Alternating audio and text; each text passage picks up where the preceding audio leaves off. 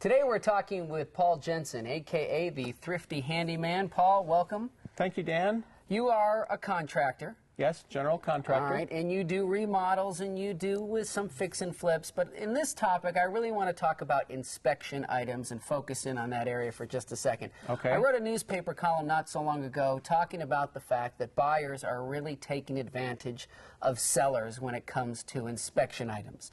I mean, we're seeing a honey-do list from the buyer that goes right down to the matching sink stoppers, you know, in the master vanity. Mm-hmm. Have you seen kind of an unreasonable list these days? Yeah, you get some long lists, and the way I see it is inspectors are paid to find problems.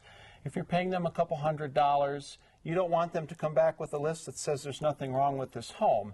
And so many of the things they find are things that absolutely have to be addressed.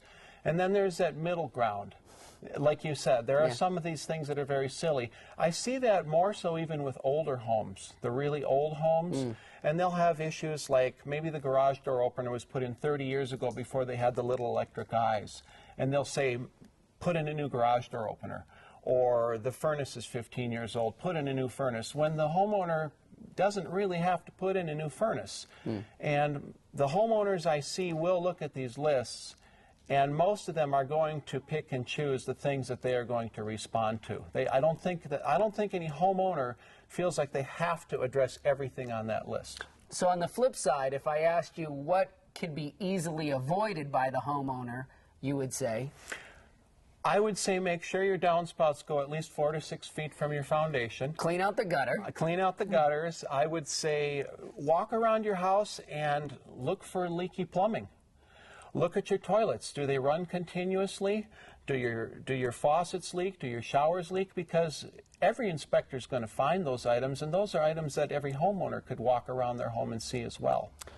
All right, we've got an inspection item. We've got to get it done quickly. I've got to have a resolution in 2 days.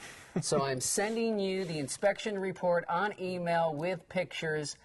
How quickly can you get me a bid, and how quickly can you get it done?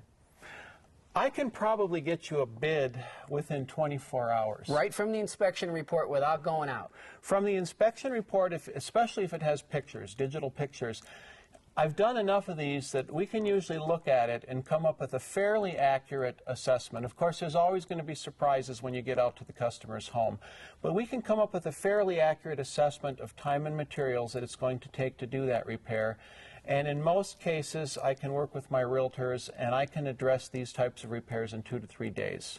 Okay. Because you know what happens when you call a contractor. Yeah. When can you have this done? Well, I'll talk to you next month.